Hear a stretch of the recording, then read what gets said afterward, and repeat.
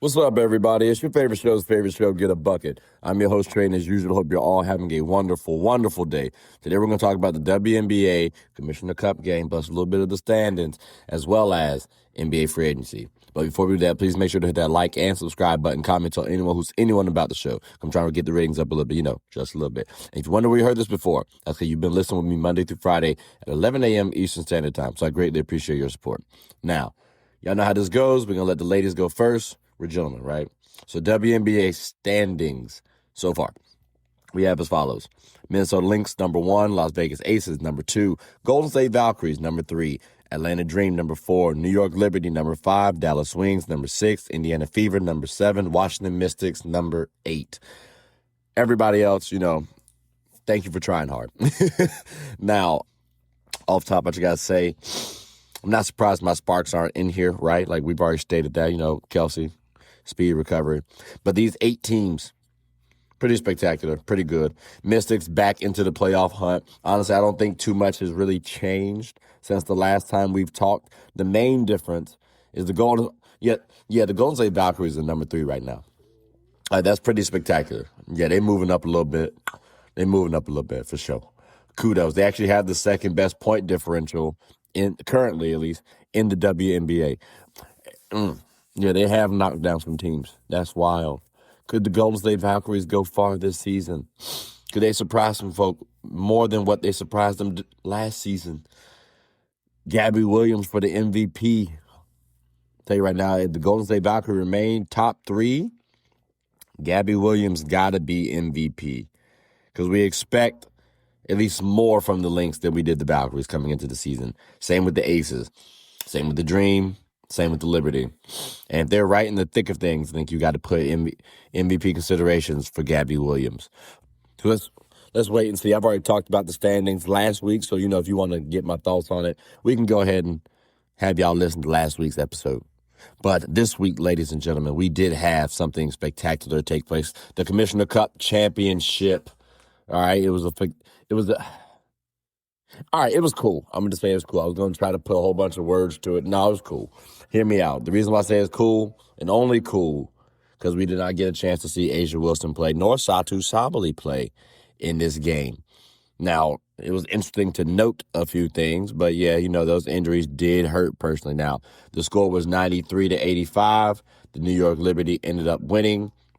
Keep in mind, the Liberty, they're the first organization to win 3 Commissioner Cup championships, right? Breanna Stewart ended up winning Commissioner Cup MVP award. She was the first to win multiple. Oh, that's cool. And again, the Liberty did so without Satou Sabally, and the Aces played well despite not having A'ja Wilson. Off top, we got to talk about the Aces, right? Jackie Young, she proved she's an all WNBA caliber player, MVP talent, right? I've been saying that before. We're just going to say it again. 31 points, ladies and gentlemen. She really turned up. But again, 7 assists, 2 steals, only 2 turnovers. Top quality. Like Jackie Young the Aces would not be in this game if Jackie Young did not turn up. And keep in mind, in terms of production, she did her job without question. Like, she showed up. Other people did not show up. And we're going to talk about it. Kennedy Carter. She showed up. Is she the 3rd best player on the team? We got A'ja, right? We got Jackie. We know they 2 top dogs. But Kennedy, the way she be playing when she's on the court, there's a discussion to be had. Like, she's easily the best player off the bench, which we got 2 players to talk about, ladies and gentlemen, why those 2 statements I just made about Kennedy should be somewhat disrespectful to those 2 players. But Kennedy has been playing phenomenal this season. So, I mean, like I said, I've told you all she's going to be 6th Woman of the Year, especially if she keeps playing, keeps hooping at this level. We could be talking about Kennedy as part of the Aces' Big 3. Now, when playoff hits, we expect players like Chelsea Gray to snap, but right now, Kennedy playing some really good basketball. And that's why I said it's going to be really offensive to one of these players when I mentioned Kennedy as the 3rd best player. Because Chelsea Gray, come on now, you know what I'm saying? The point guard. we're trying to figure out if it's an off night for her or if this was a trend. And I'm talking about specifically without A'ja Wilson, because she scored 7 points, 3 of 12 from the field. But here was the thing for me: 7 assists to 5 turnovers, no steals, no blocks, no nothing. That's tough. That's tough, Chelsea. That was an off night for you on decision making and scoring. I wanted to see a little bit better, and this is you maybe as like a second option role. Because, I mean, coming into the game, I'm sure we're thinking about Jackie Young and Chelsea Gray. Yes, focusing on Kennedy Carter. But in terms of big two, dynamic duo, people are probably going to look at them two first. So this was a little eye-catching for me, just a little bit. As well as Jewel Loyd. I'm going to throw some blame around, don't get me wrong, because it seems like you've fallen off a cliff. I know when you were on the Storm, right, you got to go shot happy. Efficiency wasn't quite your game, but dang, this is a 2 of 9 from the field, 1 of 7 from 3. You have more games than you have too many of these type of games. Now, what does help out is 3 steals. Defensively, you are there. I'll give you that. But I would love to see Jewel Loyd turn it around. Because right now, this Jewel Loyd looks tough. Like I told you all, off the bench, which is what her and Kennedy Carter will be doing. But Kennedy is easily outproducing Jewel Loyd. Easily. And that's crazy to say, because Jewel Loyd, again, used to be a WNBA All-Star. She used to be viewed as one of them players. Like, she called the Gold Mamba. That was the nickname. Now, I don't know. That's looking a little tough. So, the Aces, overall, y'all might have actually helped out A'ja in terms of perception. Because right now we're looking at the Aces like, okay, well, they do have some things to tighten up with, and maybe A'ja does have a lot more responsibilities than what people realize. But keep in mind, too, ladies and gentlemen, it's not that glaring because also it was just one game, right? And the Liberty are a fairly deep team, and we know how much impact A'ja Wilson actually brings to this team. What she having about 24 points, right? 11 rebounds. Couple of assists, couple steals, like 1 point something steals, maybe 2.2 blocks. That's what she's bringing on a nightly basis. Yeah, that's gonna be felt, especially against a team like the Liberty. Now, keep in mind, I said this earlier, for the Liberty, we got to figure out if they're going to win a title, because this is the only team. The Aces are the only team, and this was in 2022, to win both Commissioner Cup title and championship in the same season. Only team. Everybody else has not, I was about to say not come close, but some teams did come close. Like the Liberty won it and then lost it in the finals. You know what I'm saying? Like we've seen stuff like that. It happens. The Lynx won Commissioner Cup champion and then lost it in the finals. So it happens. But the thing that I pointed out for these Liberty, a couple things. One, no Satou Sabally, no problem. Now, keep in mind, it got a little dicey at one point in time. But Satou Sabally is somebody who can guard A'ja Wilson. I'm not saying stop A'ja Wilson. I said guard A'ja Wilson. Mobility, that's something that Satou has. But also, she can stretch the floor out. She can attack the basket if need be. We can do a little bit of playmaking. So, ladies and gentlemen, not having Satou Sabally, just imagine this lineup right quick.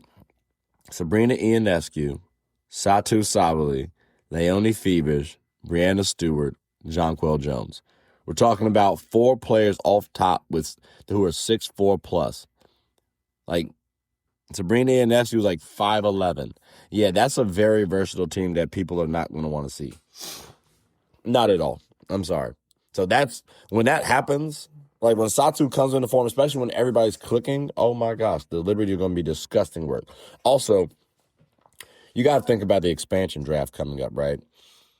Whoever is taking from the Liberty is going to be so happy. You can get potentially Benaja Laney Hamilton, Pauline Astier, Maureen Johannes, or Rebecca Gardner. Those are all 4 quality players that any team would love to have on their team as a starter right now. Like a lot of teams. So using these players as building blocks, oh, that's going to be spectacular. Maybe same thing with anybody who picks from the Aces, but specifically from the Liberty because they're fairly deep. I'm telling you that right now. Also, not trying to get too far ahead of the season, Rick. I do want to enjoy the season. Sabrina Ionescu and Breanna Stewart, are they hitting their stride? Because, ladies and gentlemen, they both scored 20-plus points, which, keep in mind, I did a little research. I don't know if this is accurate or not, but apparently they're 9-0 when they both scored 20-plus. Now, that 9-0 seems a little bit low. Like, I can understand the 0, but the 9, I could have sworn, thought it would have been a little higher. That's just me, though. But Stewie with 25 points and Sabrina with 26 points, fairly efficient. I'm not mad at it. I'm not mad at them at all. And that's what they're going to need, especially to win the championship. Again, they have depth. But you could tell that the Liberty were losing just a little bit when they were out of the game. Granted, again, no Satou. And we weren't making it easy for Jonquel. We weren't trying to space the floor out and let Jonquel eat. But overall, we do know that Sabrina and Stewie are the head dogs on this team. So when they're scoring, when they get in 20, yeah, that's very important. So you kind of need that personally. But that's obvious too, though, correct? We can say that about any stars. A person who I think needs to really get a little focus on is Pauline Astier. Because keep in mind, Pauline, one, they have a bunch of players. I already listed them off for the players in the expansion draft, right? But Pauline actually has been showing that she's pretty good. And I don't think it's just because she's on the Liberty, ladies and gentlemen. Like, she's actually performing.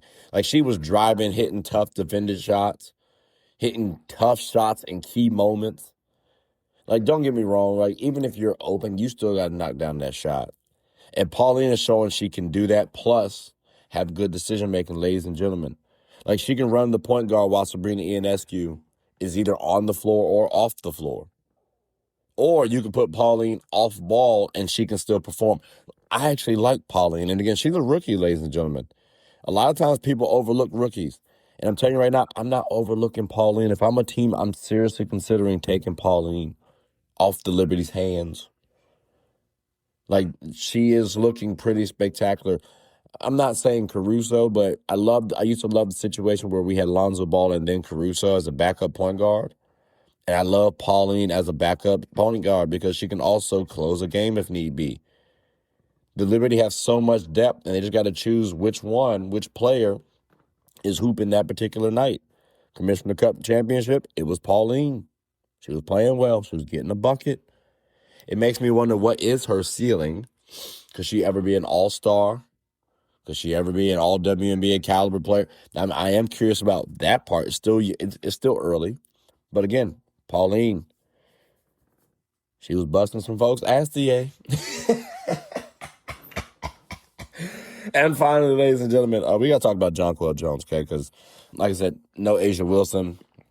And it's not like Jonquel had the best night offensively. Defensively, she was cool with 2 blocks. Can she manage versus A'ja Wilson? Like, is she going to be able to dominate if A'ja comes into the game? Because, again, she's not like she dominated during the game, but she also didn't need to, right? Also, I don't think her team put her up for success in the moments that she was on the floor when Stewie and Sabrina weren't on the floor. So when A'ja comes back, again, you're going to have to be able to stretch the floor out. You have to. So can you knock down those shots? Can you get a bucket the way we need you to while also playing defense? I said earlier that Sabally can guard A'ja Wilson, but they also have a plethora of people to throw at A'ja. You can put Leonie Phoebus on her. You can put Breanna Stewart on there. You're going to have to be able to put, though, Jonquel Jones on A'ja Wilson. When we're talking about stockiness and girth, Jonquel's the only one that can probably match her weight for weight, pound for pound. Satou is like the closest one, but again, she got some strength to her. A'ja might be a little stronger. So we're looking at Jonquel to be able to guard A'ja, but also force A'ja to step out and guard you. Now that allows your other players to be able to attack the basket a little more carefree because their rim protector is now gone. Yeah, you still got Melissa Smith, you got Cheyenne Parker-Tice, I hear you, all that good stuff. But you're removing a depoy player away from the basket. That's going to be very valuable. So, again, I'm looking at Jonquel Jones, and she can be able to manage when A'ja does return. Because, again, I cannot stress this enough. A'ja Wilson did not play I'm not blaming you for not scoring the ball the way you should have, but to be fair, it's not like you had the best stats now. 1 of 6 from the field, 0 of 4 from 3. Luckily, you hit your free throws and you were still aggressive. But ladies and gentlemen, I do want to see a little bit more out of John Quell. But, again, overall, both these teams show that they're going to be phenomenal. And I kind of hope that we see them in the finals. I kind of do. Like, there's some other teams I'd like to see too. Now, don't get me wrong. The Dream can make it. The Lynx can make it. I'd be interested. But Aces versus Liberty, I do think that would be spectacular to watch for sure. Especially if Liberty end up winning, then we could talk about them as the only team that really had beaten the Aces in their championship run. And I was going to make an argument for Stewie and Asia as the GOATs. It's good conversations for sure to talk about in the future. But as of right now, ladies and gentlemen, like I said, that was the Commissioner Cup championship game. It's pretty spectacular. And we at least know, barring injury, these two teams will go to the second round in the WNBA playoffs. Now, we talked about the ladies, right? We're going to talk about the men right face. NBA free agency, I told y'all, ladies and gentlemen, it's going to be a little wild, okay? LeBron, for example, we're going to start it off the cuff. Already saying he's not going to come back to my Lakers. Now, on one hand, I'm happy. On the other hand, I'm ecstatic. Where he going to go now? He can go to a couple places, and he said that he's basing this off of not money, but titles. Like his championship aspiration. He's still trying to win a championship. Like everyone should, to be clear. So I'm curious where he's going to go. Also, should I be happy? Because as I think about it, yeah, my Lakers don't have to pay that man 53 M's no more. But who we going to pay? Who going to be available? That's another discussion for another day. But following this LeBron James timeline, this activity, it's going to be interesting. Also, what happens with Bronny? Oh, wow, that's crazy. Does Bronny get more tick now or get any tick now with the Lakers? I'll be waiting to see that one. Also, we lost Marcus Smart. That was crazy. That was a little tough. I thought we were going to be able to keep him. It is what it is, though. He went to the Rockets. That's going to be interesting. The team that he beat, he really auditioned for them. I get it. And you know what? That's a nice and smart signing by the Rockets, because he can be that vocal leader, that vet that they need in addition to Fred VanVleet to help out, keep the young boys and maybe Kevin Durant in check. Let's see what happens, though, because I think, too, Kevin Durant and Şengün could be on the outs potentially. The Rockets seem to be willing to trade them at least. So let's see what happens with that. But they're not off to a bad start, the Rockets meeting, with the acquisition of Marcus Smart. My Lakers, But let's see what happens with Bron. Let's see where he goes. We'll find out. Speaking of L.A. still, the Clippers, they traded Kawhi to the Raptors. So, they really just boomerang back. You know what? This could be the best NBA narrative. I'm talking about the giant killer returning to the team where he dethroned the Warriors. I understand they didn't have Kevin Durant and Klay Thompson eventually got injured. He has been viewed as the giant killer. I think his pairing with Scottie Barnes is going to be spectacular. Scottie's going to benefit both offensively and defensively. I always said that. Not always. I've said that Scottie Barnes has top 10 NBA potential. And I think Kawhi is going to help bring that out a little bit out of Scottie. I can't wait to see this from now. Oh, my gosh, ladies and gentlemen. Scottie can defend, right? He can stop someone from getting a bucket for sure, but he can also get a bucket himself. But now being paired with Kawhi, I think he's going to be able to get a new elevated offense, especially over time. I'm not talking about right away, but definitely over time. So I'm looking for Scottie over the future to be one of them dogs that we can talk about in the NBA. I'm really looking forward to that, ladies and gentlemen. Also, is Kawhi's investigation, looming over their heads? Can someone let me know what happened, please? Because I'm still curious. What's going on over there? Is that the reason why the Clippers let him go? Look, we just want to get rid of him and not even worry about it. Let me know, somebody. 'Cause I missed that memo. And so, it'd be crazy, too, if he gets a suspension after winning a championship. That's all I'm saying. That'd be really smooth.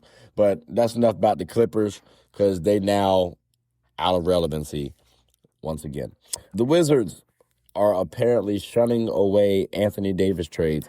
This is real quick. I just wanted to say I never thought I was going to see the Wizards making smart business decisions. They're valuing their assets And there could be a conversation to be had of should they, right? Because of Anthony Davis's injury history.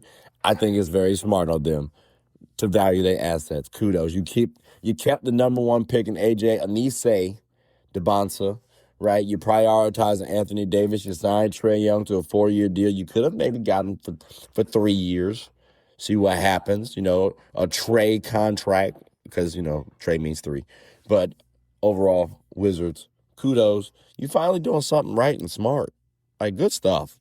A for effort. We'll see about the result. And then finally, ladies and gentlemen, the Phoenix Suns, they got Miles Bridges, right? Here's my question. How is the Dillon Brooks and Miles Bridges duo going to look? Like, don't get me wrong. I already understand that D Book is the star of the team, right? He's the engine that's going to be driving this team. Jalen Green, you hope, does some, right? Like, maybe he shook off the rust after last season coming back. You hope. But Dillon and Miles, I actually do kind of like them as a pair. No, I do. Like, I really, truly do. They can get you 15 a game, do a little defense, get you some quality rebounds, a little bit of playmaking, like just a smidge. They can at least pass the ball.